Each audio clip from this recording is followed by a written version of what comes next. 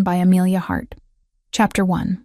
Echoes of Era Rhiannon woke to the sound of rain against stone, each drop a hammer blow that echoed through the grief lodged in her chest.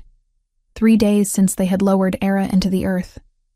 3 days since the world had lost its color and meaning. Her twin sister was dead, fallen from the eastern cliffs during what should have been a routine patrol. The pack said it was quick, that Era wouldn't have suffered. Rhiannon wasn't sure if that made it better or worse. She lay in the bed they had shared since childhood, staring at the space where Era should have been. The sheets on that side remained perfectly smooth, untouched. Her wolf whined somewhere deep inside her, mourning a bond severed too soon. The door to her chamber opened without warning. Rhiannon didn't need to look to know who it was. Her father's scent preceded him, pine and authority and something darker that had grown stronger since Era's death. Desperation, perhaps, or fear. Get up. Godric's voice held no room for argument. He was alpha of the Silvercrest pack, and even grief bowed to his will. We need to talk. Rhiannon pushed herself upright, her long brown hair falling around her shoulders in tangled waves. She caught sight of herself in the polished bronze mirror across the room and flinched. The face staring back could have been Era's. Same amber eyes, same scattering of freckles across pale skin, same small frame that had never quite matched their warrior sister's presence. Except for the scar, the tiny mark on her chin from a childhood fall that Era had never had. Her father moved to the window, his broad shoulders blocking the gray light. Rain streaked down the glass behind him, distorting the view of Silvercrest's stone courtyard below. When he finally spoke, his words were measured, calculated. The Luna trial is in 1 week. Rhiannon's stomach clenched. She had forgotten. How could she have forgotten? Era had been preparing for months, training relentlessly for the chance to prove herself as the pack's future Luna. 5 candidates from allied packs were set to compete. It was supposed to be Era's triumph. Father, I don't think you will take her place. Godric turned to face her, his eyes hard as flint. The pack cannot afford to appear weak. We've already lost our heir. If we withdraw from the trial, every rival will see it as vulnerability. The words hit Rhiannon with the force of a physical blow. Take her place? Father, I can't just... You're identical twins. His tone suggested the matter was already settled. No one outside our immediate family could tell you apart. You'll compete as Era. You'll win as Era. But I'm not her. The protest came out small, childish. Rhiannon hated the weakness in her own voice. No. Something cruel flickered across her father's features. You're not. Era was strong, decisive, born to lead. But she's gone. And you're what remains. The words shouldn't have hurt. Rhiannon had heard variations of them her entire life. She was the spare, the shadow, the one who excelled at things that didn't matter to a warrior pack. Diplomacy, mediation, understanding the complicated webs of pack politics. Those were valuable skills, just not the ones that won Luna trials. Her mother appeared in the doorway, drawn perhaps by the tension crackling through the room. Edith's amber eyes, so like her daughter's, were red-rimmed and hollow. She looked at Rhiannon with something between pity and resignation. Godric. She needs time to... Time is a luxury we don't have. Her father's voice cut through whatever protest Edith might have offered. The packs arrive in 4 days. She needs to be ready. Rhiannon found her voice again, stronger this time. What you're asking is impossible. I don't fight like Era did. I don't think like her. Anyone who knows her will see through this in minutes. Then you'll train. Godric moved closer, and Rhiannon caught the scent of barely contained desperation beneath his authoritative exterior. You'll study her techniques, her mannerisms, everything.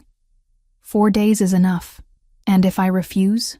The silence that followed was crushing. Her father's expression darkened. And for a moment, Rhiannon saw the alpha who had clawed his way to power through strength and ruthlessness. You won't refuse. It wasn't a prediction. It was a command laced with the weight of his authority. This family has already lost too much. You will do your duty to this pack. He left without waiting for a response, his heavy footsteps echoing down the stone corridor. Edith lingered in the doorway, her fingers worrying at the fabric of her dress. I'm sorry. Her mother's voice was barely a whisper. I know this isn't fair to you, but your father is right about one thing. Without a strong heir, the pack becomes vulnerable. There are those who would see Era's death as an opportunity. So I'm supposed to live as her ghost? Bitterness crept into Rhiannon's words. Pretend to be the sister everyone loved while being the daughter everyone wishes had died instead? Edith flinched. That's not, isn't it? Rhiannon stood, wrapping her arms around herself. I've always known I was the disappointment. At least be honest about what you're asking me to do. Her mother opened her mouth, closed it, then tried again. You were never a disappointment, Rhiannon. Just different from Era. And sometimes, being different is not enough? Rhiannon supplied when her mother trailed off. I know, Mother. I've always known. Edith left without another word, and Rhiannon was alone again with her grief and her anger and the impossible task her father had laid at her feet. A knock at the door, softer this time, made her tense. But when it opened, it was Bryn who slipped inside, her best friend's familiar face a small comfort in the chaos. I heard. Bryn's dark eyes were wide with shock. Rhiannon, he can't be serious. This is madness. When has my father ever been anything but serious? Rhiannon moved to the window, pressing her forehead against the cold glass. Outside, the rain continued its relentless assault on the castle stones. Bryn crossed the room to stand beside her. They had been inseparable since childhood, the three of them, Rhiannon, Era, and Bryn. Now one was gone, and the grief of it felt like a physical wound that would never heal. What are you going to do? Rhiannon thought of her father's orders, of the Luna trial looming ahead like an executioner's blade. She thought of Era, brilliant and fierce and gone. She thought of spending the rest of her life wearing her sister's face, living a lie, being judged against the memory of someone she could never measure up to. I don't know. The admission felt like defeat. But Bryn, promise me something. Promise me you won't tell anyone about this. Her friend's expression shifted to alarm. Rhiannon, promise me. Rhiannon gripped Bryn's hands, feeling the desperation claw at her throat. If this goes wrong, I don't want you caught in the consequences. Bryn searched her face for a long moment, then nodded slowly. I promise, but I don't like this. Neither did Rhiannon. But the alternative was standing up to an alpha father, who had already made his decision. And she had never been the brave sister. That had been Era. What Rhiannon didn't say, what she could barely admit even to herself, was that a seed of an idea had already begun to take root in the dark soil of her grief and anger. Her father wanted her to compete as Era. He wanted her to win as Era. But what if she didn't win at all? Chapter 2. The trial begins. 4 days of preparation had done nothing to make Rhiannon feel ready. She stood in what had been Era's chamber, staring at the battle leathers her sister had worn during training. The smell of her twin still clung to the leather, pine and steel, and something uniquely Era that made Rhiannon's throat tighten with fresh grief. Hold still. Her mother's fingers worked at the laces of the vest, pulling them tight enough to restrict breath. You need to look the part. Rhiannon caught her reflection in the bronze mirror and barely recognized herself. Her hair had been braided in the intricate warrior's style Era favored, pulling the strands back from her face in a way that made her features look sharper, more aggressive. The battle leathers fit perfectly because they were twins, because their bodies had always been mirror images even when their souls were not. Remember, Edith said quietly, her hands smoothing over Rhiannon's shoulders. Era always led with her right in close combat. She favored high guards over low, and she never, ever hesitated. Unlike me, Rhiannon thought, but didn't say.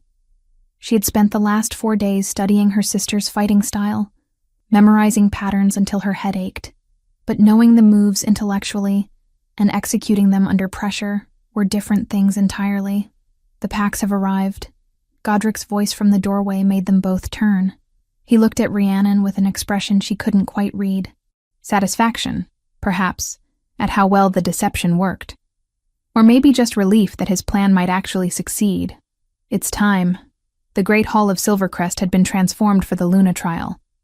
Banners from 5 different packs hung from the stone walls, their colors bright against the gray stone.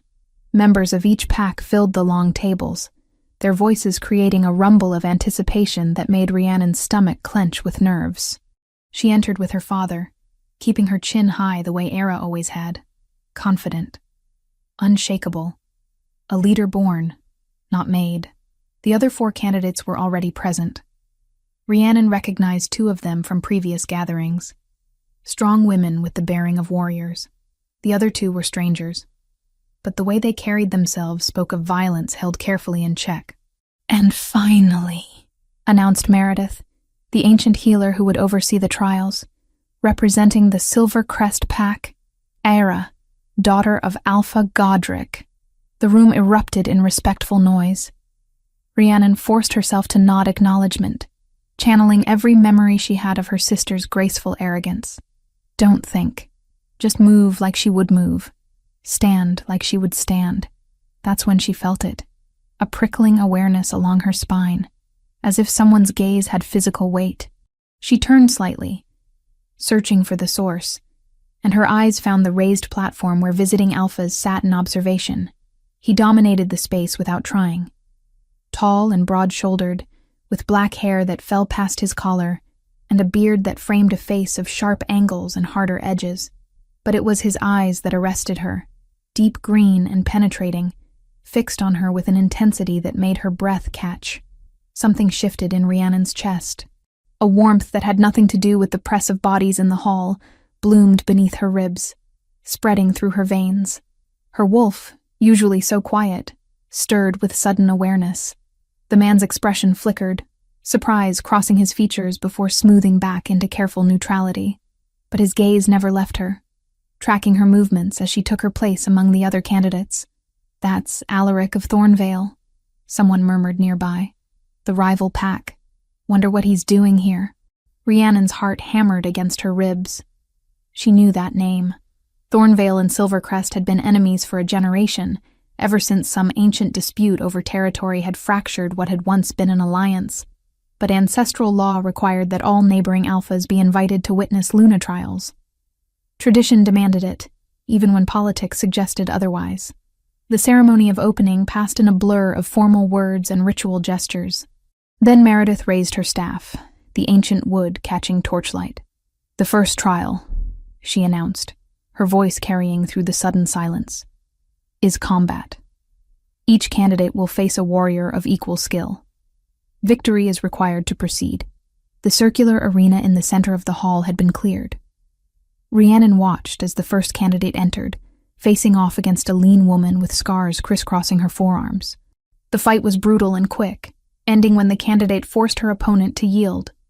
2 more candidates followed, each proving their strength. Then it was Rhiannon's turn.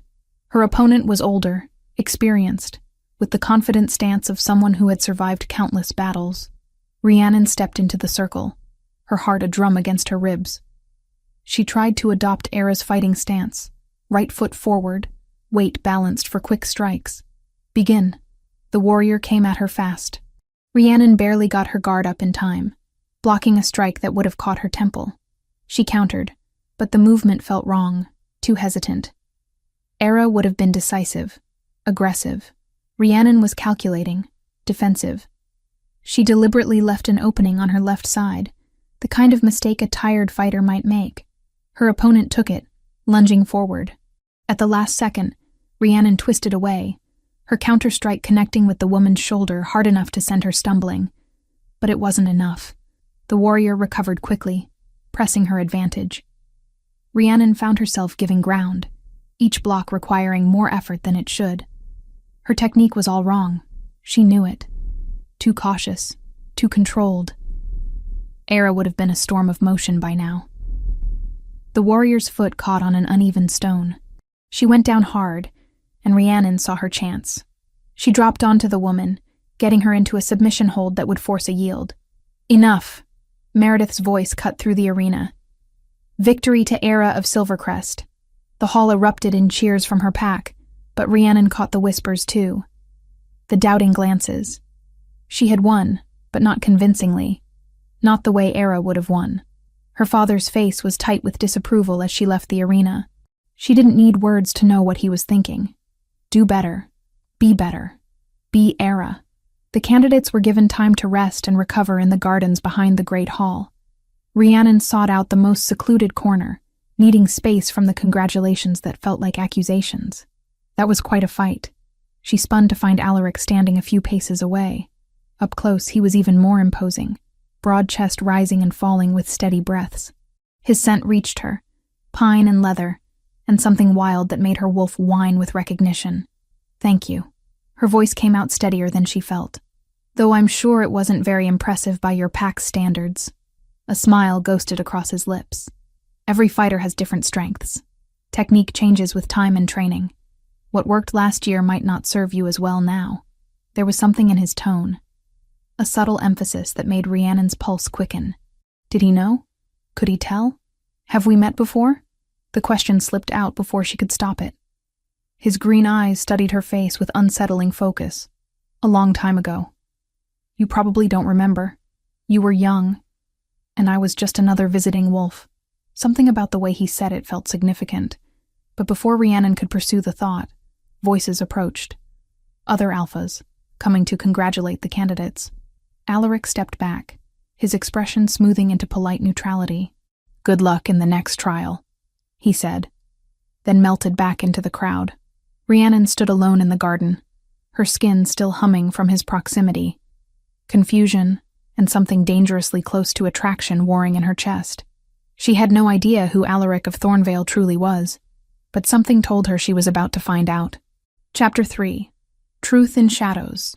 The hunting grounds stretched deep into Silvercrest's ancient forest, where towering pines blocked out most of the midday sun, and the air hung thick with the scent of moss and decay. Rhiannon stood at the forest's edge with the other candidates, her heart hammering as Meredith explained the rules of the second trial. "Each of you will hunt alone," the healer announced, her voice carrying the weight of centuries. "You must bring back a deer before sunset. Those who return empty-handed will be eliminated. Those who return with lesser prey will be judged accordingly." Rhiannon's wolf stirred beneath her skin, eager for the hunt, but she forced it down, keeping her breathing steady. This was her chance. Fail convincingly here, and no one could question it. Hunting was pure instinct, pure skill. There would be no lucky slips to save her this time. The horn sounded. Rhiannon shifted, bones and muscle reshaping in the familiar agony that always accompanied transformation. Her wolf form was smaller than Era's had been, more compact, built for endurance rather than raw power. Another difference no one had noticed yet. She caught the scent of deer immediately, fresh tracks leading northeast. Instead, she turned south, deliberately choosing a path that would lead her away from the main game trails. The other candidates vanished into the forest, their wolf forms disappearing between the trees with predatory grace. Hours passed. Rhiannon followed false trails, spent time investigating old scents that led nowhere. The sun crawled across the sky, marking her failure with each passing moment. When she finally caught the scent of prey, it was a rabbit, small and lean. Not the impressive kill that would prove her worthy of being Luna. She took it anyway. The return to Silvercrest was a walk of shame. The other 4 candidates had already arrived, each with a deer carcass laid out before them. Proof of their skill, their worthiness. Rhiannon shifted back to human form and placed her pathetic offering at Meredith's feet. The silence in the courtyard was deafening. Then the whispers started, rolling through the gathered packs in waves of disbelief and barely concealed mockery. "Is that a rabbit? Era of Silvercrest, reduced to hunting small game? Perhaps her sister's death affected her more than we thought." Godric's face had gone stone cold with fury. His scent spiked with anger so intense that wolves around him took instinctive steps backward. But he said nothing. Couldn't say anything without revealing the truth of the situation. Meredith studied Rhiannon with ancient eyes that seemed to see too much. "Era of Silvercrest," she said carefully. "You have completed the trial, though your showing was disappointing. You may proceed to the final test." It wasn't a victory. It was pity, and everyone knew it.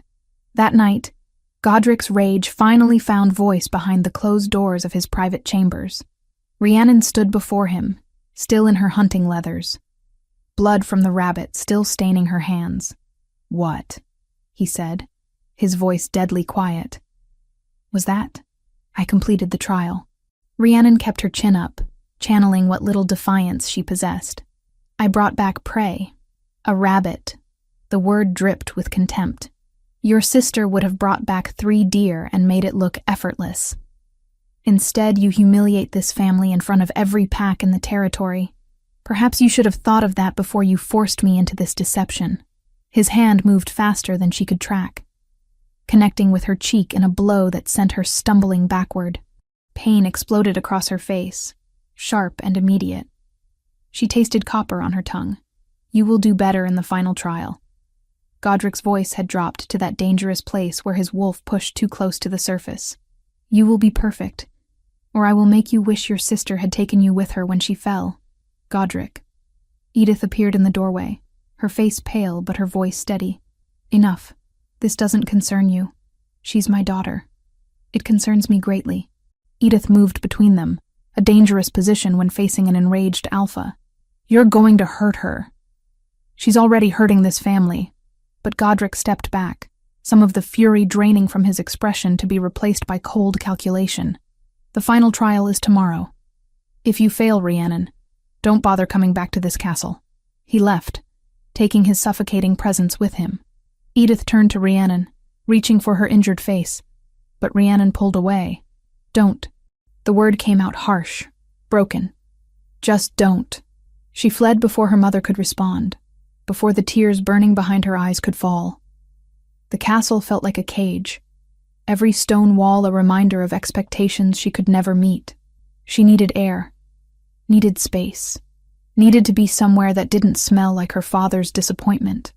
The forest welcomed her like an old friend.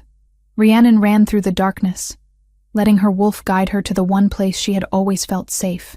The hidden waterfall had been their sanctuary, hers and Era's, a place where they could be themselves instead of the alpha's daughters.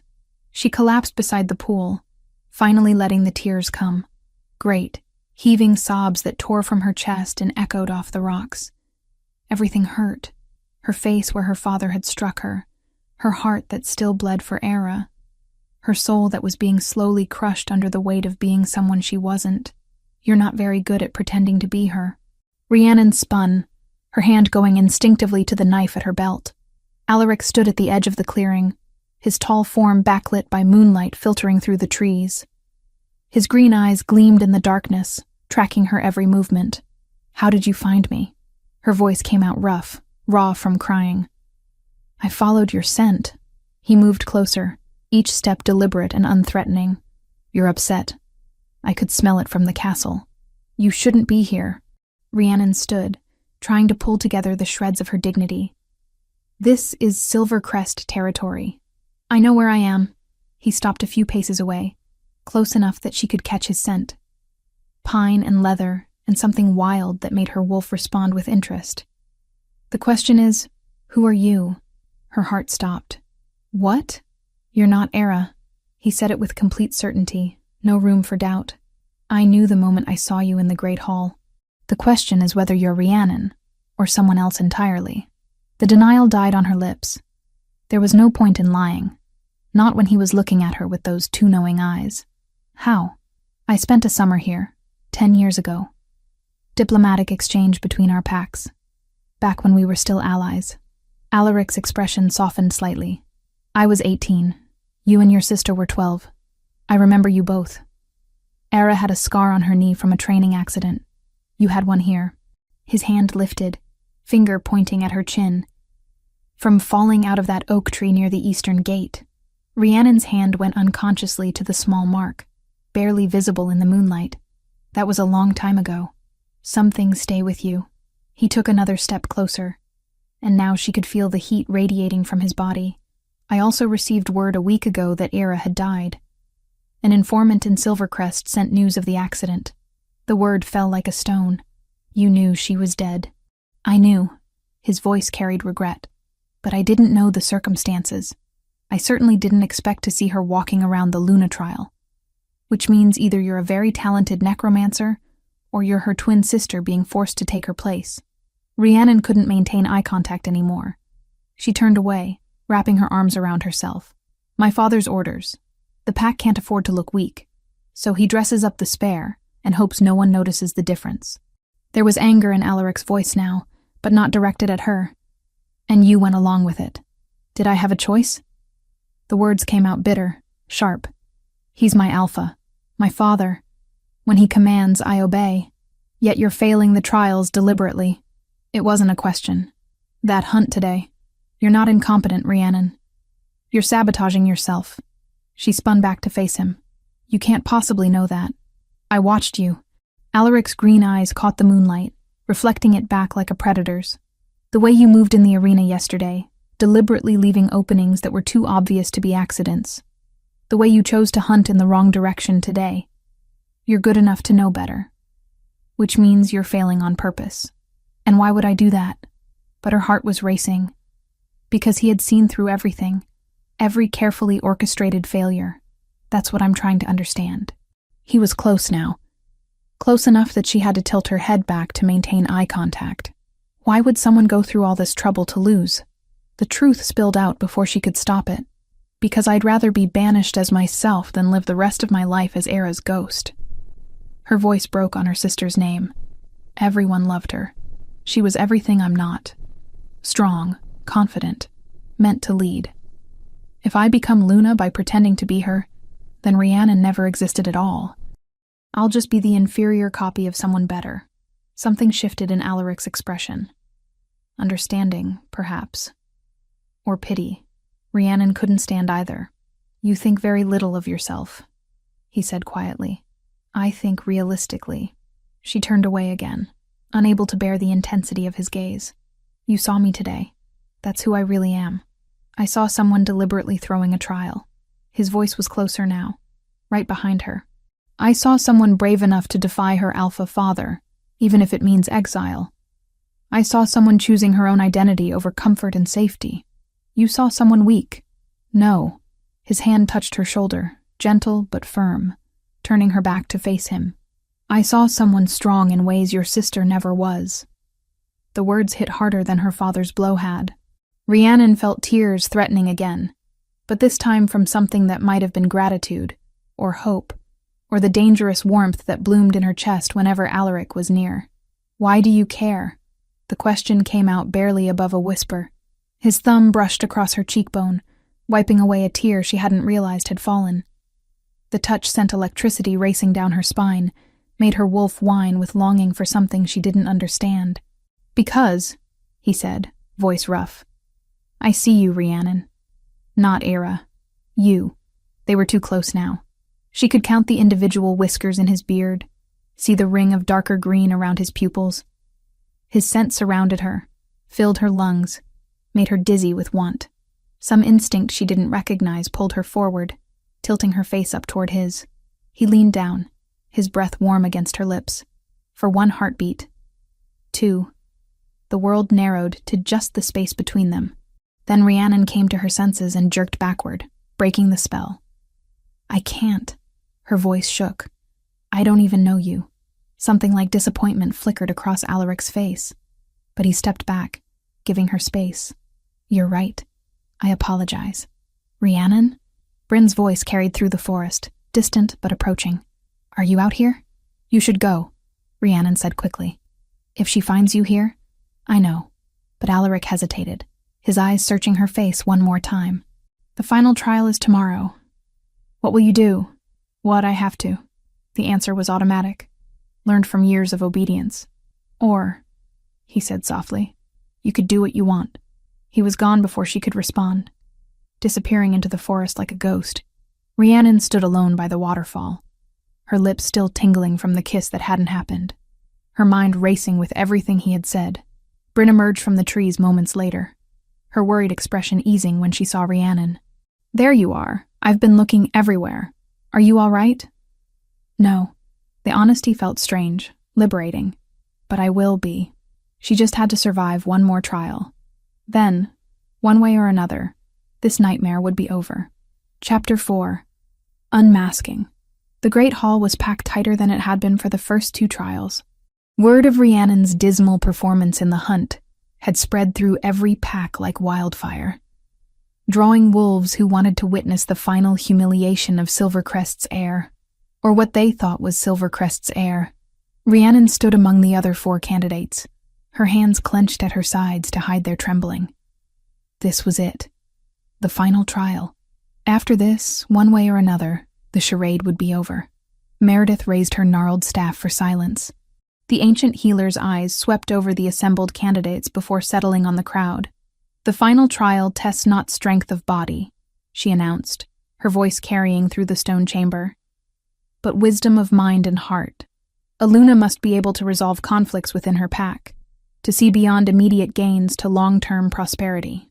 2 wolves were brought forward, both from a neutral pack.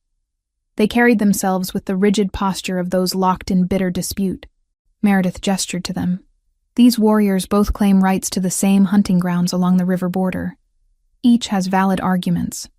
Each has support within their pack. A poor decision will fracture pack unity.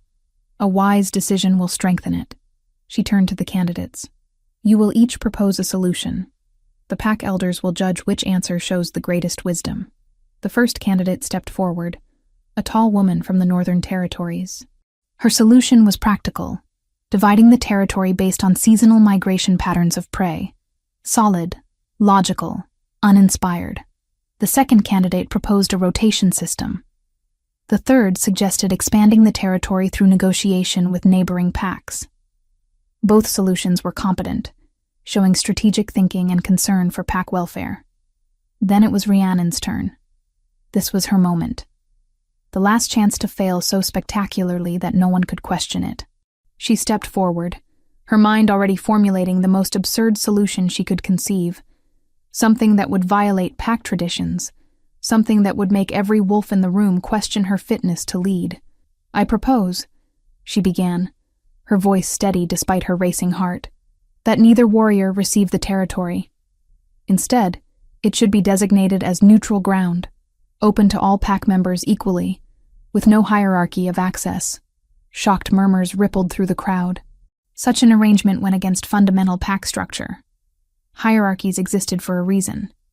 Eliminating them would create chaos, not unity. "Explain your reasoning." Meredith's expression was unreadable, but her tone suggested she was giving Rhiannon rope to hang herself with. Rhiannon opened her mouth to deliver more nonsense, to cement her failure, but something broke inside her. Maybe it was exhaustion from days of living as someone else. Maybe it was Alaric's words at the waterfall, telling her she was strong in her own right. Maybe it was just that she was so tired of being afraid. "Because traditions," she said, and her voice gained strength with each word, "don't always serve the pack. Sometimes they serve only those who benefit from keeping others in their place." She looked directly at her father, saw his eyes narrow with warning. She continued anyway. "We trap people in roles they never chose, in lives they never wanted, and call it duty. We sacrifice individual happiness for some vague notion of the greater good, never questioning whether that good is really as great as we claim." The hall had gone silent. Rhiannon could feel the weight of every gaze, but she couldn't stop now. The words poured out, raw and honest, and probably suicidal. A true Luna shouldn't just maintain tradition. She should question it. She should ask whether the way things have always been done is actually the way they should continue. Because sometimes, the greatest strength isn't in following the old paths. It's in having the courage to forge new ones. For a moment, the silence was absolute. Then whispers erupted, some scandalized, some thoughtful. Rhiannon saw several younger wolves nodding, their expressions considering. But she also saw the elders shaking their heads, faces set in disapproval. She had done it. She had failed so thoroughly that even her father's political connections couldn't save her now. "That's enough." Godric's voice cut through the noise. "Clearly my daughter is unwell. Grief has affected her judgment. This isn't Era." The voice came from near the entrance. Bryn stood there, her face pale, but her voice clear. She pushed through the crowd, and Rhiannon saw tears streaming down her friend's face. "Bryn, don't..." Rhiannon started, but Bryn shook her head. "I can't watch you destroy yourself." Bryn's voice broke. "This isn't Ira of Silvercrest. This is Rhiannon, her twin sister. Era died 2 weeks ago in a fall from the eastern cliffs. There had been days between the fall and the funeral, and then the trials had stretched the rest." The count in Bryn's mouth was grimly precise. Alpha Godric forced Rhiannon to take her place to avoid appearing weak. Chaos exploded. Wolves surged to their feet, voices rising in outrage and disbelief. Godric moved toward Bryn with murder in his eyes, but several pack members blocked his path, their expressions demanding answers. "This is absurd," Godric snarled. "The girl is delusional." "I'm not." Bryn stood her ground. Era had a scar on her knee from training. Rhiannon has one on her chin. Anyone who knew them as children would remember. Anyone who bothered to look closely would see the truth. Meredith moved to Rhiannon, her ancient eyes studying her face with unnerving intensity. "Show me your chin, child." Rhiannon tilted her head up. The small scar, barely visible but undeniably there, marked her as someone other than Era. Meredith's expression shifted from stern to something almost sad. "The trial is invalid," she announced. "Sacred law has been violated. The penalty for such deception is banishment from all pack territories." Edith finally found her voice. "Please," she was following her alpha's orders. Silence. Godric's hand shot out, not quite striking his mate, but the threat clear. Edith flinched backward, and something flickered across her face. Fear, yes, but also a spark of something that might have been anger. The alpha commanded this? One of the visiting elders stood, his voice heavy with condemnation. He forced his own daughter to dishonor sacred ritual. The crowd's mood shifted, turning from Rhiannon to Godric. But the damage was done. Rhiannon would still be banished. And in wolf society, that was a death sentence. Lone wolves rarely survived more than a season. "Wait." The single word cut through the chaos like a blade. Alaric rose from his place among the observing alphas, his presence commanding immediate attention. "I invoke the right of prior claim." Godric's face went apoplectic. "You have no right. Ancestral law gives any alpha the right to claim a candidate before banishment is enacted." Alaric's voice was calm, but there was steel beneath it. "I invoke that right now." He descended from the platform, moving through the crowd with predatory grace. Wolves instinctively cleared a path for him. When he reached Rhiannon, his green eyes met hers, asking a question she didn't understand. "Rhiannon of Silvercrest," he said formally. "I claim you as my mate, and Luna of Thornvale Pack." "She's worthless," Godric spat. "She failed every trial. She has no value as a Luna." Alaric turned to face him, and his expression was colder than Rhiannon had ever seen. On the contrary, "I've watched her carefully these past days. I've seen someone willing to sacrifice her own future rather than live a lie. Someone brave enough to speak truth to an alpha, even knowing the cost. Someone intelligent enough to maintain a deception under impossible pressure, and strong enough to finally reject it." He looked back at Rhiannon. "Those are the qualities of a true Luna. Not perfect adherence to tradition, but the courage to question it. Not strength of claw, but strength of conviction." Before Rhiannon could process what was happening, Alaric's hand cupped the back of her neck. Gentle but inexorable, his eyes held hers. Intense and burning with something she was afraid to name. "This will hurt," he murmured, low enough that only she could hear. "But it will save your life. Trust me." Then his teeth were at her throat, breaking skin in the ancient claiming bite. Pain lanced through her, sharp and immediate. But underneath it, something else bloomed. Heat that had nothing to do with the wound, spreading from the bite through her entire body. A connection snapping into place, foreign emotions flooding her consciousness. His emotions, his certainty, his protectiveness, his desire. And underneath it all, a recognition so profound it stole her breath. Mate. The word echoed through her mind in a voice that was both hers and not hers. Her wolf, usually so quiet, roared to life with sudden understanding. This was why his presence had affected her so strongly. Why his scent made her dizzy. Why his touch felt like coming home. Alaric released her throat, his tongue sweeping over the wound once to seal it. The bite mark would remain, visible proof of his claim. When he stepped back, Rhiannon swayed, overwhelmed by the bond now pulsing between them. "It's done," Alaric announced to the hall. "By ancestral law, she is mine. Any who challenge this claim challenges Thornvale directly. No one moved. No one dared. Claiming was sacred. inviolable. Even Godric, his face twisted with impotent rage, could do nothing. Rhiannon touched her neck, feeling the tender mark. Her life had just changed irrevocably, and she hadn't even been given a choice. Saved from one cage only to be thrust into another. But when her eyes met Alaric's, she saw something there that Godric had never shown her. Respect. And maybe, just maybe, something more. Chapter 5. Chains of Gold. The journey to Thornvale took 2 days on horseback, and Rhiannon spent every moment of it seething. She rode beside Alaric, acutely aware of his presence in ways she had never experienced before. The mate bond pulsed between them, a living thing that demanded acknowledgement. She could feel him, his emotions bleeding into her consciousness.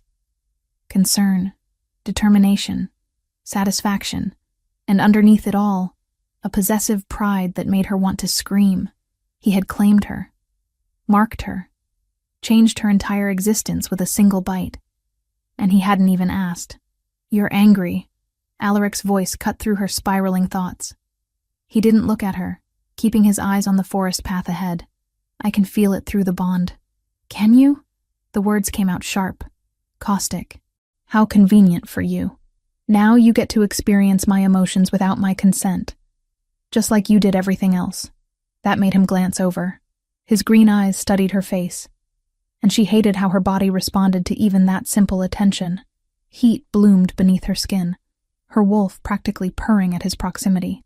"I saved your life. No apology. Just statement of fact. You trapped me." Rhiannon's hands clenched on her reins. "Banishment would have been my choice. This," she gestured between them, "is yours. Banishment is death for lone wolves. You know this. Then perhaps I would have preferred death to belonging to someone who sees me as property to claim." Silence stretched between them, heavy and charged. When Alaric finally spoke again, his voice had gone quiet. "Dangerous. Is that what you think? That I see you as property? Don't you?" She turned to face him fully, anger and hurt warring in her chest. "You didn't ask, Alaric. You didn't give me a choice. You just took what you wanted. Consequences be damned." His jaw clenched, muscle jumping beneath his beard.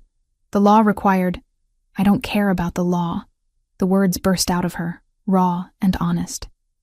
"I've spent my entire life being told what to do, who to be, how to act. My father forced me to pretend to be Era. You forced me to be your mate. Where in any of this was my choice?" Alaric pulled his horse to a stop. Rhiannon kept riding for a few paces before realizing he wasn't following. When she turned back, he was staring at her with an intensity that made her breath catch. "You're right." The admission seemed to cost him something. "I should have asked. But Rhiannon, your father was about to let you die rather than admit his deception. I had seconds to act. Would you have said yes if I'd asked?" The question hung between them. Rhiannon wanted to say no, to maintain her righteous anger. But the truth was more complicated. She had felt the pull toward him from the moment their eyes met in the great hall. Something deep and instinctive had recognized him, wanted him, even before she understood what it meant. "I don't know," she finally admitted. "But I should have been given the chance to find out." They rode in silence after that, the bond between them a constant reminder of what had been forced and what might have been chosen.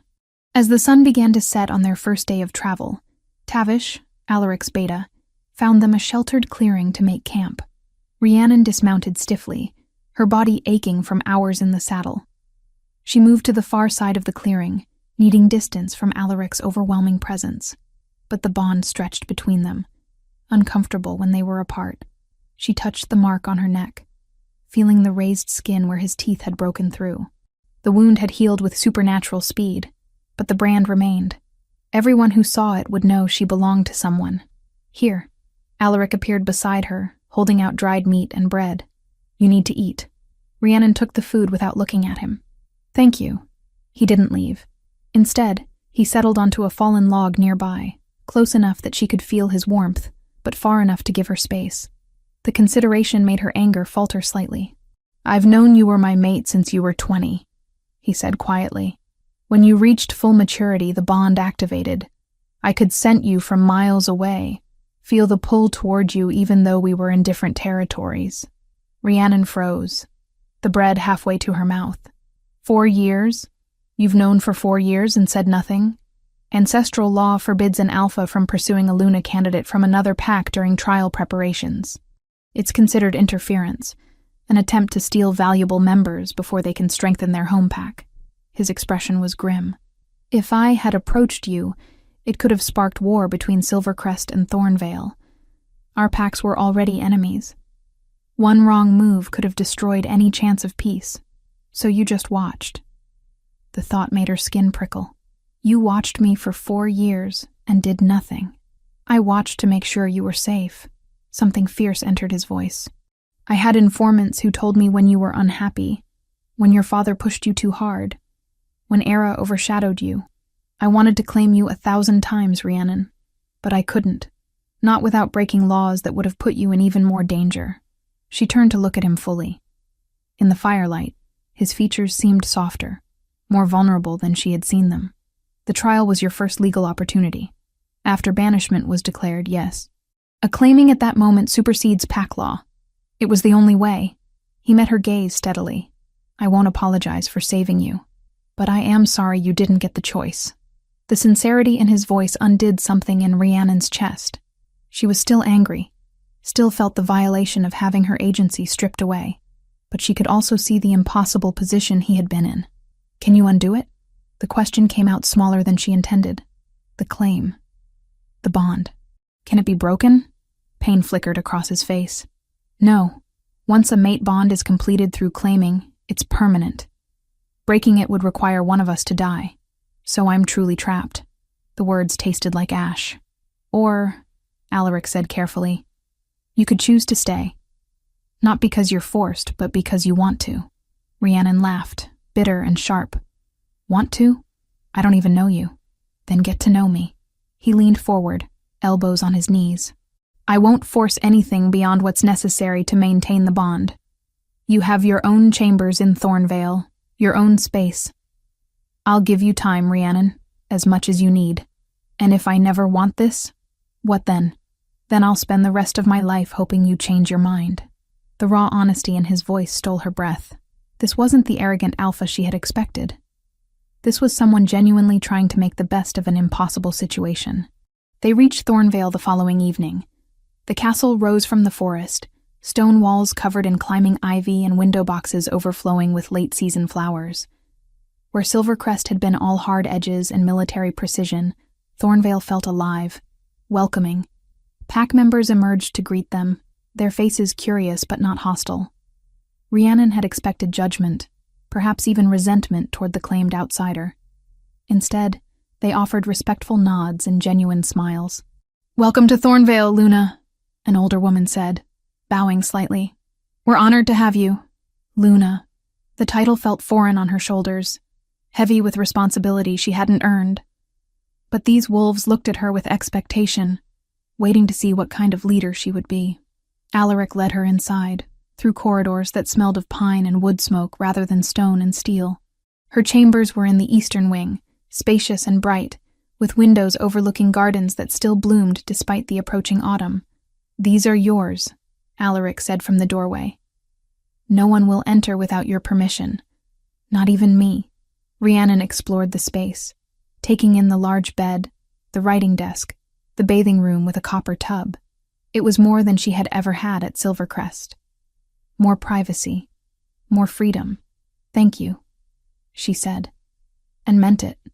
Alaric nodded, then hesitated. There's a council meeting tomorrow. Pack business. You're welcome to attend if you'd like. I value good counsel, and you showed wisdom during the trial. The offer surprised her. You want my opinion on pack matters? You're Luna now. Your voice matters. He paused. But only if you're ready. No pressure. After he left, Rhiannon sank onto the bed, exhaustion finally catching up with her. The mate bond hummed quietly, a constant reminder of Alaric's presence somewhere in the castle. She reached for it experimentally, following the thread of connection. His emotions washed over her. Relief that they had arrived safely. Concern for her well-being. And underneath it all, a fierce protectiveness that should have felt suffocating, but instead felt oddly comforting. Perhaps, she thought as sleep claimed her, this cage was lined with gold instead of iron. Perhaps being trapped here wouldn't be the worst thing that could have happened, but she still wished it had been her choice. The next morning, a messenger arrived from Silvercrest. Rhiannon was in the gardens when Alaric found her, his expression grave. "Your father is demanding your return," he said without preamble. "He claims you were taken against your will. If I don't send you back within 3 days, Silvercrest will consider it an act of war." Rhiannon's blood went cold. War between packs meant death, devastation, all because she had dared to be someone other than who her father wanted. "I should go back." The words felt like poison on her tongue. "I should face him and prevent this." "Absolutely not." Alaric's voice went hard. "He'll kill you, Rhiannon. I'm certain of it. And if I don't go, how many will die in a war that's my fault?" His hand cupped her face, gentle but inexorable. "None of this is your fault. Your father created this situation with his lies and manipulation. I won't let him destroy you to cover his own sins." Rhiannon wanted to believe him, but the weight of potential deaths pressed down on her, making it hard to breathe. War was coming, and somehow, she would have to find a way to stop it. Chapter 6. Buried Truths. 2 weeks in Thornvale had done something unexpected to Rhiannon. It had given her space to breathe. She stood in the council chamber, listening as pack members debated the merits of expanding their trade agreements with a neighboring pack. The discussion had grown heated, voices rising as 2 factions argued their positions with increasing fervor. "Enough." Alaric's voice cut through the noise, commanding without shouting. "Rhiannon, you've been quiet. What do you think?" Every eye in the room turned to her. A few weeks ago, the attention would have paralyzed her. Now, having spent days observing how Thornvale operated, she found her voice. "Both sides have merit," she said carefully. "But you're focused on immediate gains rather than long-term relationships. Trade agreements should strengthen bonds between packs, not just fill coffers. Perhaps, instead of choosing one proposal, we combine them. Expand trade, but do it gradually, building trust with each successful exchange."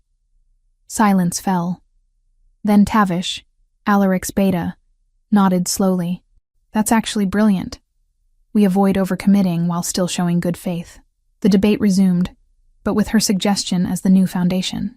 When the meeting concluded, several pack members approached her with respect in their eyes, thanking her for the wisdom. It felt strange. Good. But strange. Later, in the gardens where late autumn roses still clung to life, Alaric found her. The mate bond had grown familiar now, a constant awareness of his location, his emotional state. She felt his approach before she heard his footsteps.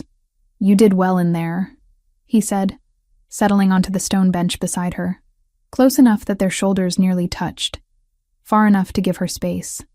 He always gave her space. "I just said what made sense." But pleasure bloomed warm in her chest at the praise. "You saw what others missed." His green eyes caught the fading sunlight. "That's your gift, Rhiannon. Reading people. Understanding what drives them. Finding solutions that serve everyone. Thornvale needs that. I need that." The admission made her pulse quicken. Over the past 2 weeks, her anger had gradually transformed into something more complicated. She still resented the lack of choice. But she couldn't deny that Alaric had kept every promise he'd made. Her chambers remained her own. He never pushed, never demanded. He simply existed beside her, steady and patient, waiting for her to come to him rather than forcing her hand. "I've been thinking," she said quietly, "about Era, about how she died." Alaric's expression sobered. "What about it?" "Something doesn't add up." Era was the most sure-footed climber in Silvercrest. She could navigate those cliffs blind. How does someone like that just fall? Accidents happen, even to the skilled. Or it wasn't an accident at all. The thought had been growing in her mind for days, taking shape like a shadow solidifying into something real and terrible. What if my father needed her gone? Alaric was quiet for a long moment.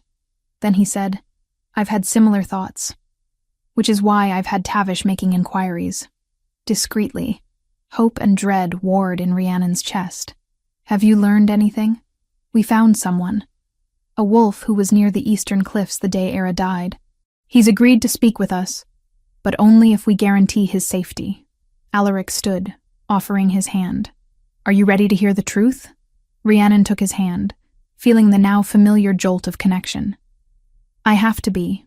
The witness was a young warrior named Hugh, brought to Thornvale under cover of darkness. Fear rolled off him in waves, his scent sharp with anxiety as he stood before them in Alaric's private study. "I saw Oswin," Hugh said, his voice barely above a whisper. "Godric's beta. He was coming down from the cliffs right after Era fell. His hands were bloody, and he looked—" Hugh swallowed hard. He looked satisfied. Rhiannon's world tilted. "You're saying Oswin pushed her? I can't prove it. But I know what I saw." Hugh's hands trembled. "And I know Oswin reported finding her body 30 minutes later, claiming he'd been on the opposite side of the territory. He lied about where he was. Why lie unless there's something to hide?" After Hugh was escorted to safe quarters, Rhiannon sank into a chair, her mind reeling. Alaric knelt before her, his hands covering hers. "We need more than one witness's word," he said gently. "But it's a start. Tavish has men watching Oswin's movements. If he ventures into neutral territory, we can take him without sparking immediate conflict. My father ordered this." The words felt like stones in Rhiannon's mouth. "He had his own daughter murdered. We don't know that for certain yet, don't we?" She looked at Alaric through tears she couldn't hold back. "He forced me to take her place, to live as her ghost. Why would he do that unless keeping the line of succession intact mattered more than either of our lives?" Alaric pulled her forward, wrapping her in his arms. The mate bond flared, and she felt his rage on her behalf, his grief for what she was learning, his fierce determination to protect her from further harm. It should have felt suffocating. Instead, it felt like being anchored in a storm. 3 days later, opportunity presented itself. Oswin had been spotted traveling through neutral forest, alone. Alaric's warriors moved swiftly, capturing him before he could raise an alarm. They brought him to Thornvale bound and furious, his eyes blazing with defiance as he was forced to his knees in the same chamber where the council met. "You have no right," Oswin snarled. "I'm Beta of Silvercrest. This is an act of war. You were seen," Alaric said coldly. "The day Era died, coming down from the cliffs with blood on your hands." Something flickered across Oswin's face. Fear, quickly masked. "I found her body. Of course there was blood. You reported finding her 30 minutes later on the opposite side of the territory." Rhiannon stepped forward, her voice steady despite the rage burning in her veins. "You lied about your location. Why?" "I was confused. Grief. Don't." The word cracked like a whip. "Don't you dare speak of grief when you're the one who caused it. Did my father order you to kill her?" The silence stretched. Then Oswin laughed, bitter and harsh. "You really don't know, do you? Neither of you had any idea what she was planning. Tell us." Alaric's voice dropped to that dangerous place where his alpha nature pushed close to the surface. "She was pregnant," Oswin spat, "carrying the child of some common warrior. Planning to run away, abandon her duty, expose Godric's dealings with corrupt members of the Alpha King's Council." His lips curled into a sneer. "She was going to destroy everything your father built, Rhiannon." He had no choice. The words hit like physical blows. Pregnant. Era had been pregnant. Planning to flee, to expose corruption, to reject the very role Rhiannon had been forced into. "So you pushed her." Rhiannon's voice came from somewhere far away, hollow and cold. "I did what was necessary for the pack. You murdered my sister and her unborn child." The words ripped from Rhiannon's throat. "My niece. My nephew. They're gone because you and my father decided they were inconvenient." The grief crashed over her then, massive and overwhelming. Not just for Era anymore, but for the innocent life that had never had a chance to begin. For the sister who had been braver than anyone knew, who had chosen love over duty, and paid for it with her life. Her knees gave out. Alaric caught her before she hit the floor, pulling her against his chest. The bond opened completely, and she felt him taking her anguish into himself, absorbing what he could so she wouldn't have to bear it alone. "Take him to the cells," Alaric ordered over her head. "Double guard. He doesn't eat, sleep, or breathe without someone watching."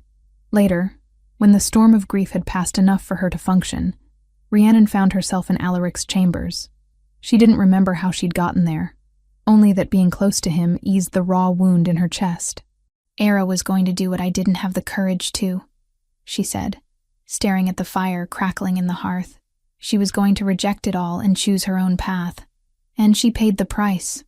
Alaric sat beside her, close enough that his warmth seeped into her bones. "I'm sorry, Rhiannon, for what was done to her, for what was done to you." She turned to look at him. Really look at him. In the firelight, his features seemed softer, the hard edges of the alpha giving way to the man underneath, the man who had been patient with her anger, who had given her space and time, who had just held her while she shattered. "Thank you," she whispered, "for being here, for not forcing me to face this alone. You'll never be alone again." His hand came up to cup her face, thumb brushing away tears she hadn't realized were falling. "Not if I have anything to say about it." The kiss happened without thought, without planning. One moment they were looking at each other. The next her lips were on his, desperate and hungry and searching for something to ease the pain. He responded immediately, his arms coming around her, pulling her closer until there was no space between them. It wasn't gentle. It was grief and need, and the overwhelming relief of connection, of not being alone in the darkness. When they finally broke apart, both breathing hard, Rhiannon pressed her forehead against his. "I'm still angry," she said. "About the claim, about not having a choice. I know." His voice was rough, strained. "But I think..." She pulled back to meet his eyes. "I think I'm starting to understand why you did it. And maybe, eventually, I can forgive you for it." Before Alaric could respond, Tavish burst through the door, his face pale with urgency. "Alpha, we have a problem. Bryn just arrived. She says Godric knows about Oswin's capture. He's mobilizing the entire Silvercrest pack for war." Chapter 7. Blood Under Moonless Skies. The attack came on the night of the waxing gibbous, when darkness hung heaviest over the forest and Shifter strength ran weakest. Rhiannon woke to the sound of warning bells, their frantic clanging cutting through the pre-dawn silence like screams. "They're here." Alaric was already dressed, strapping on his sword belt with swift efficiency. Through the mate bond, she felt his battle focus, sharp and deadly. "Stay in the castle. The walls are..." "No." Rhiannon was on her feet, reaching for the leather armor Thornvale's craftsman had made for her. "I won't hide while your pack fights for my safety." "Rhiannon, he's my father." The words tasted like poison. "This is my fight as much as yours." Their eyes met, and something passed between them. Understanding, perhaps. Respect. Then Alaric nodded once, sharp and decisive. "Stay close to me. Don't take unnecessary risks." The battle at Thornvale's northern border was chaos incarnate. Silvercrest warriors poured from the tree line in wolf form, their howls splitting the night. Thornvale met them with organized ferocity, defending their territory with the desperation of those protecting home and family. Rhiannon shifted, her wolf form smaller and leaner than most around her. But where others charged forward with brute strength, she moved with purpose. She had spent weeks observing Thornvale's warriors, learning their patterns, their strengths. Now she used that knowledge, calling out positions through the pack bond, coordinating strikes that maximized their advantages. A Silvercrest wolf lunged for a young Thornvale warrior's exposed flank. Rhiannon intercepted, driving the attacker back with snapping jaws. Not the strongest fighter, but smart enough to read the flow of battle, to be where she was needed most. "Luna's organizing the western flank," she heard someone shout. "Follow her lead." It felt strange, being listened to, being valued for what she could actually do, rather than what she was supposed to be. Then she caught his scent. Pine and rage and murderous intent.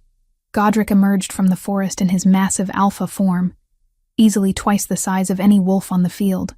His eyes scanned the battle, searching, and when they found her, they burned with single-minded hatred. He wanted her dead, needed her dead. She was the proof of his crimes, the witness to his manipulation. As long as she lived, his power remained threatened. Godric charged through his own warriors, heedless of who he trampled. Rhiannon's wolf froze, prey instinct screaming at her to run. But before she could move, Alaric was there, intercepting his father mid-leap. The two alphas collided with bone-crushing force. Alaric was younger, faster, but Godric fought with the desperation of someone with everything to lose. They tore at each other, blood darkening their fur, snarls echoing across the battlefield. Rhiannon watched in horror as Godric's jaws closed around Alaric's throat. Not quite crushing, but the threat clear. One wrong move, and her mate would die. She didn't think. Couldn't think. Her body moved on pure instinct, transforming mid-leap into her wolf form and launching herself at her father's exposed back. Her teeth sank into his shoulder, tearing through muscle. Godric released Alaric with a roar of pain and fury, spinning to face his daughter. For one heartbeat, their eyes met. His held no recognition, no love, just cold calculation and murder. He threw her. His massive paw connected with her ribs, sending her flying through the air like a discarded toy. She hit a tree trunk with devastating force, feeling something inside her crack and splinter. Pain exploded through her body, white-hot and all-consuming. Rhiannon tried to rise, but her legs wouldn't support her. Blood filled her mouth, copper-tasting and wrong. Through the haze of agony, she saw Alaric transform back to human form, saw the rage twisting his features as he realized she was hurt. The fight that followed was brutal. Alaric fought with the fury of a mate defending his bond, every strike calculated to maim, to punish. Godric was strong, but his earlier injuries had weakened him. Slowly, inevitably, Alaric drove him down. When Godric finally collapsed, Alaric's hand closed around his throat, claws extended. One squeeze and it would be over. Justice for Era, for the unborn child, for Rhiannon. No. The word came out as a wheeze, but somehow Alaric heard it. Don't. Rhiannon dragged herself forward, each movement agony. Her ribs screamed protest, and she was fairly certain something was bleeding internally. But she needed to face him. Needed to say this. You lost both of us, she said, forcing the words past blood and pain. Era died running from you. I left choosing someone else. You murdered your own grandchild before it could even draw breath. And for what? Power? Control? She coughed, tasting more blood. You have no daughters now. No heirs. Nothing. Godric stared at her.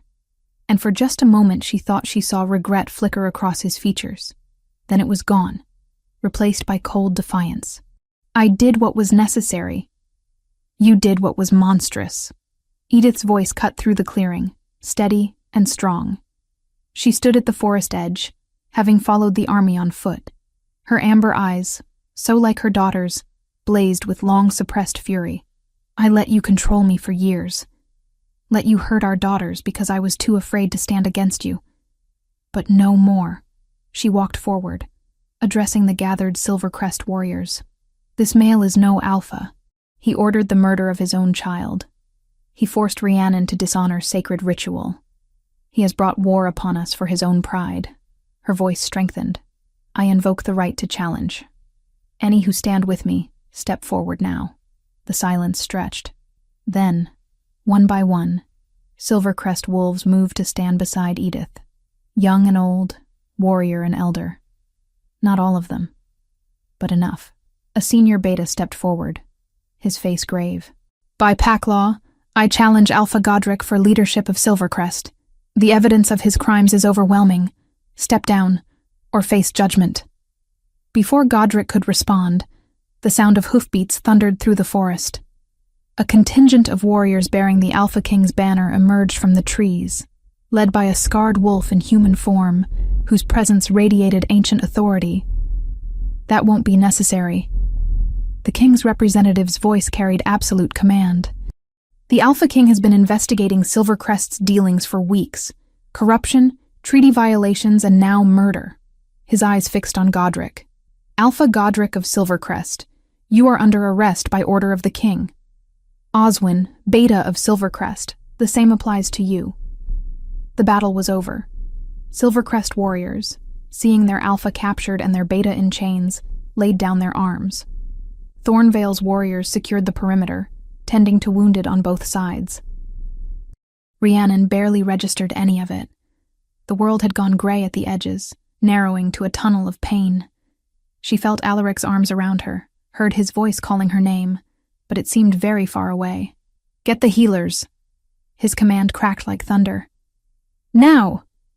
They laid her in the great hall, on a table cleared hastily of everything else. Thornvale's head healer, an ancient woman named Marin, examined her with gentle but thorough hands. When she finally spoke, her expression was grave. "The internal injuries are severe. Normally they would be fatal."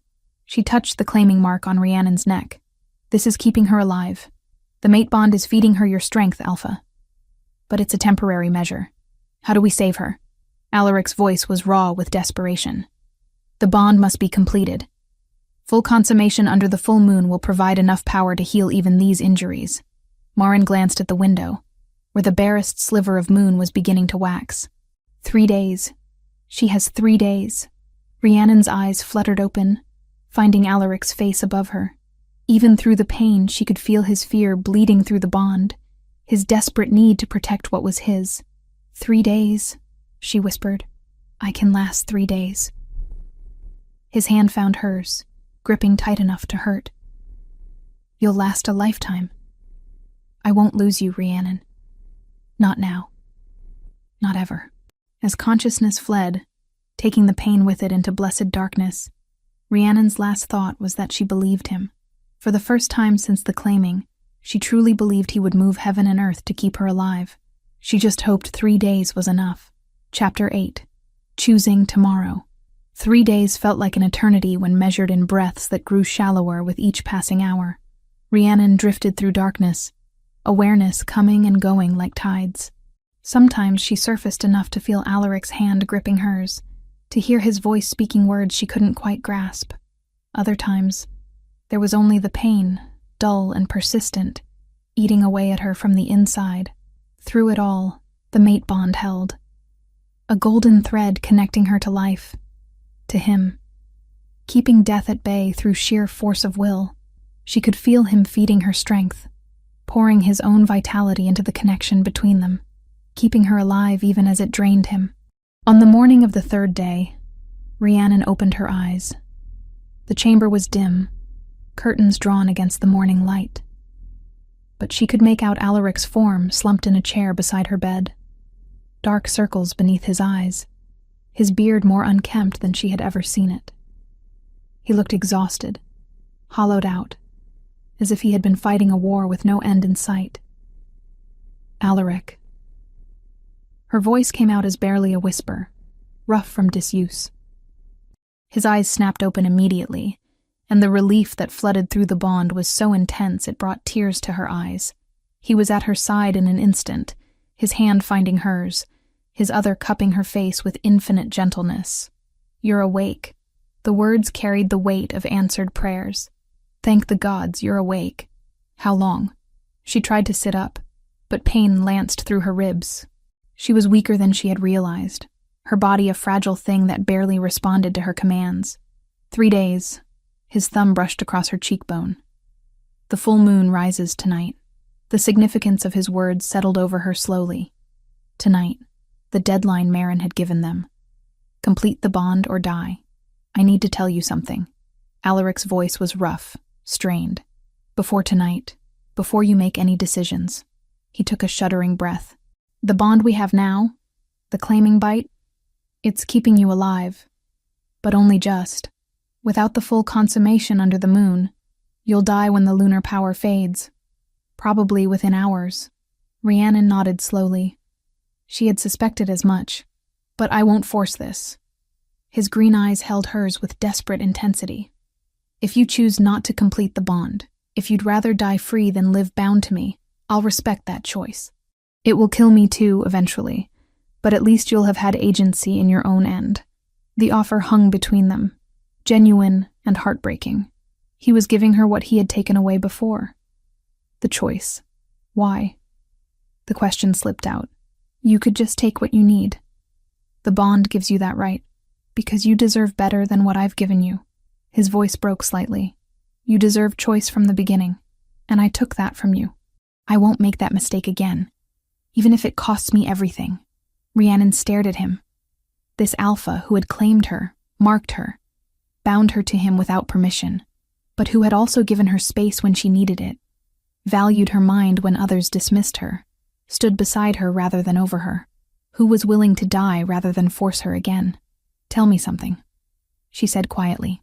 In all the time we've been bonded, have you ever used alpha compulsion on me? Ever commanded me to do something against my will? He shook his head. Never. I swore I wouldn't. And my chambers? My privacy? Have you violated that? Not once. When I spoke in council meetings, when I offered opinions that contradicted yours, did you silence me? Never. His hand tightened on hers. Your voice matters, Rhiannon. Your thoughts, your wisdom. I've never wanted to silence that. She was quiet for a long moment, thinking about everything that had happened. The forced substitution, the failed trials, the claiming that had saved her life but stolen her choice, and then everything after.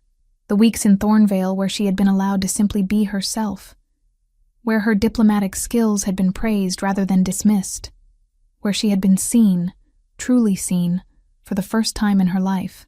I spent my whole life being told I wasn't enough, she said softly, that I was the disappointment, the spare, the one who should have been more like Era. My father saw me as a tool to be used. Even my mother, who loved me, couldn't stand up for who I really was. Alaric's jaw clenched, but he remained silent, letting her speak. Then you came along and claimed me without asking. Took away my agency just like everyone else had done. She watched his face, saw the pain flicker across it, but then you did something no one else ever had. You gave it back. His breath caught. You gave me space. You gave me time. You gave me a voice in your pack and respected what I had to say. You never once tried to make me into something I wasn't. Her own eyes were wet now. The claiming wasn't my choice, but staying, building a life here, being your Luna, that can be. Rhiannon. Choice had once meant walking away. Now it meant standing beside those who had come to depend on her. Power, she realized, wasn't the right to leave. It was the courage to remain and be accountable. I choose to stay. The words came out strong, certain. I choose to complete the bond. Not because I'm forced. Not because I'm afraid of dying.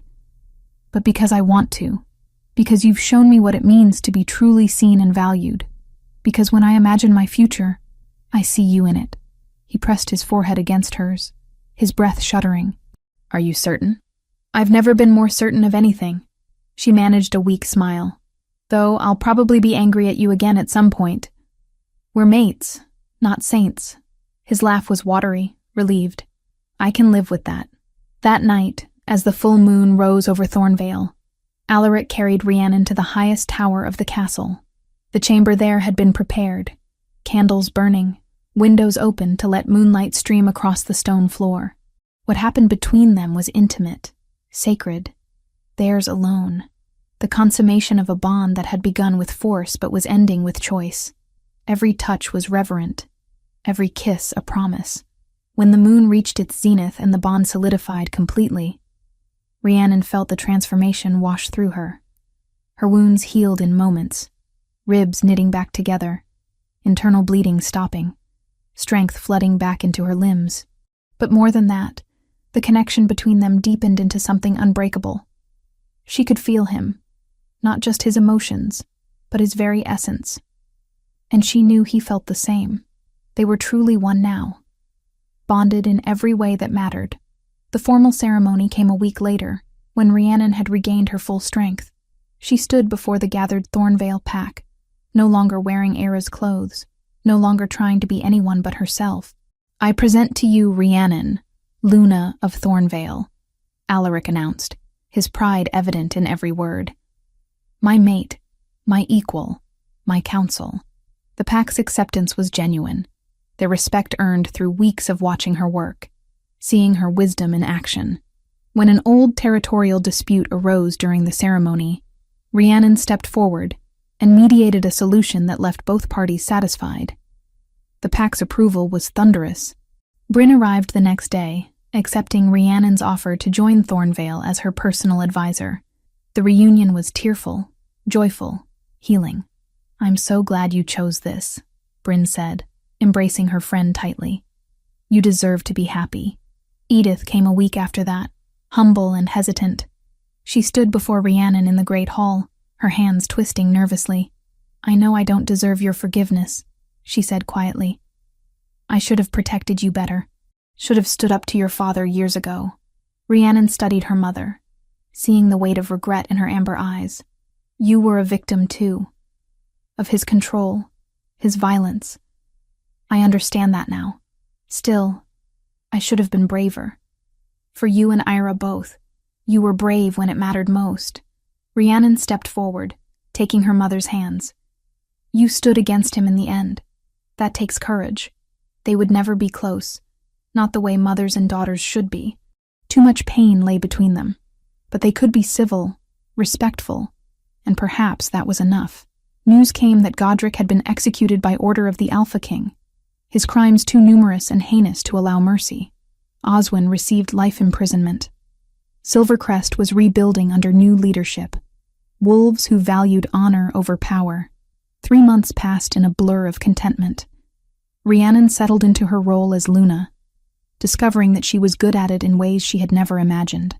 Not through strength of claw, but through understanding hearts and minds. It was Morin who noticed first, studying Rhiannon with knowing eyes during a routine examination. "You're with child," the healer announced, her wrinkled face breaking into a smile. "About 6 weeks along, I'd say." The world stopped. Rhiannon's hand went instinctively to her stomach, where new life grew. Alaric's child. Her child. Era's niece or nephew in a way, carrying on the bloodline that should have been hers. "I'm pregnant," she whispered. And Alaric's arms were around her immediately, his joy and awe flooding through the bond. That evening, they returned to the hidden waterfall, the secret place that had once been hers and Era's. Rhiannon stood at the water's edge, Alaric's hand warm in hers, and let herself finally, fully grieve. Not just for Era anymore, but for the child her sister had carried, for the future that had been stolen, for all the pain and loss that had brought them to this moment. "I'm afraid," she admitted quietly, "that I'll repeat my father's mistakes, that I'll fail our child the way he failed us." "You won't," Alaric's voice was certain, "because you've seen what cruelty does. You know the damage it causes. Our child will be loved for exactly who they are, not who we want them to be. Promise me." She turned to face him. "Promise me we'll never force them into roles they don't want. Never make them feel like they have to be someone else. I promise." He pulled her close. "We'll write a different story. One where choice matters, where love isn't conditional, where being yourself is enough." Rhiannon leaned into him, feeling the steady beat of his heart, the warmth of his presence, the absolute certainty of his love. She thought of Era, of the sister who had tried to forge her own path and paid the ultimate price. But she also thought of the legacy Era had left behind, the courage to choose oneself over expectation. "I'm not her replacement," Rhiannon said softly. "I never was." "No," Alaric agreed. "You're exactly who you're meant to be." "Rhiannon. My mate. Thornvale's Luna. The mother of our child. And that's more than enough." As moonlight danced across the waterfall, and the forest sang its ancient song around them, Rhiannon finally let go of the weight she had carried for so long. She was free, not because she had escaped, but because she had chosen her path, her mate, her future. And that made all the difference.